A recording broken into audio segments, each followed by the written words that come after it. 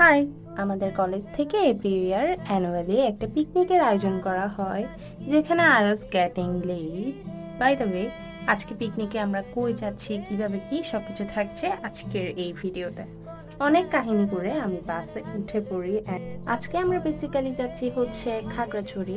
তো খাগড়াছড়ি কোথায় যাচ্ছি সেটা আপনাদেরকে ভিডিওতে একটু পরে দেখানো হবে। অ্যান্ড এখানে আমাদেরকে সকালে নাস্তা হিসেবে দেওয়া হয়েছে হটডগ। অ্যান্ড আমার পাশে বসেছে আমার ক্লাসমেট মোমেনা। আমরা একসাথে অনেক বেশি চিল করেছি। আর এই ভিডিওতে একটা জিনিস কনস্ট্যান্ট, সেটা হলো আমাদের ননস্টপ নাচানাচি, যেটা আপনারা ভিডিওতে দেখতেই পাচ্ছেন।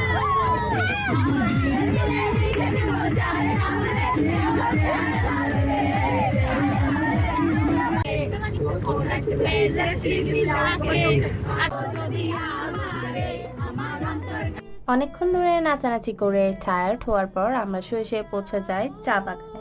এটার এক্সাক্ট লোকেশন আসলে জানা নেই, তবে বাসওয়ালা মামা আমাদেরকে এখানে 2 মিনিটের জন্য ছেড়ে দিয়েছিল, কারণ আমাদের মেইন লোকেশন এখনো অনেক বেশি দূরে। আর এই চা বাগানটা আসলে অনেক বেশি সুন্দর ছিল। আমার সব থেকে সুন্দর লেগেছে এই চা বাগানটি।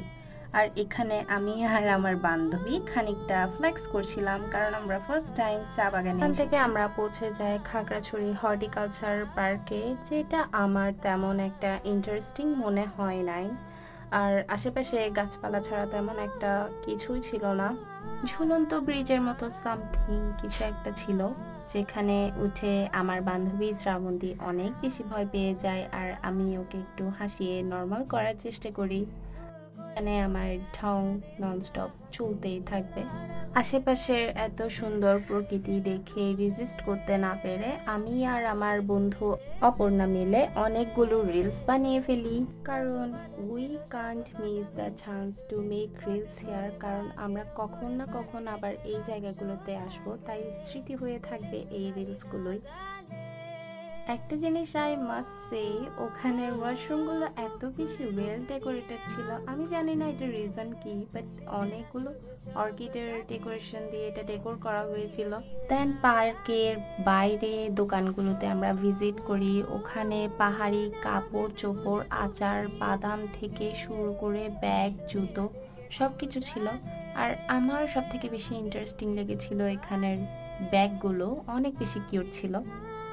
ওখান থেকে আমাদেরকে আরেকটা প্লেসে নিয়ে যাওয়া হয়, যেটা আলুটিলা নন্দন পার্ক নামে পরিচিত।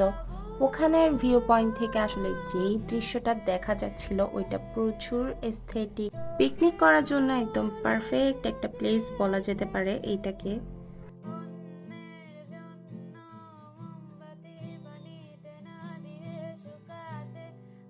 হলেন আমাদের ক্লাসের বিশিষ্ট নাগিন ব্যক্তিবৃন্দ।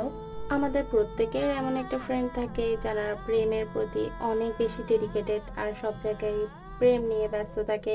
ইনি হলেন আমার সেই that one friend by the way. আমাদের দুপুরের লাঞ্চে মাছ, মাংস, 5 রকমের ভর্তা সহ ছিল, যেখানে মাছ ছাড়া তেমন আর কিছু একটা খাওয়া যাচ্ছিল না, কারণ সব কিছু কেমন জানি বাসি হয়ে গিয়েছিল। এরকম একটা ওর্স্ট খাবার খেয়ে আমরা আবার একটা ওর্স্ট ডিসিশন নিয়ে নিই, সেটা হচ্ছে আলুটিলা গুহাটা একটু এক্সপ্লোর করে দেখা, যে কজ উই লাভ অ্যাডভেঞ্চার। আর গুহা থেকে বের হয়ে আমাদের এক্সপ্রেশন ছিল কিছুটা এরকম, যেন এভারেস্ট জয় করে ফেলেছি। আলোটিলা গুহা থেকে আমরা একটাই শিক্ষা পাই, সেটা হচ্ছে অন্ধকারের পরে ঠিকই একদিন আলো আসে। আর বাই দ্য ওয়ে, আজকের মতো আমার স্টাডি ট্যুরের গল্প আমি এখানেই শেষ করছি। Thanks for watching, by.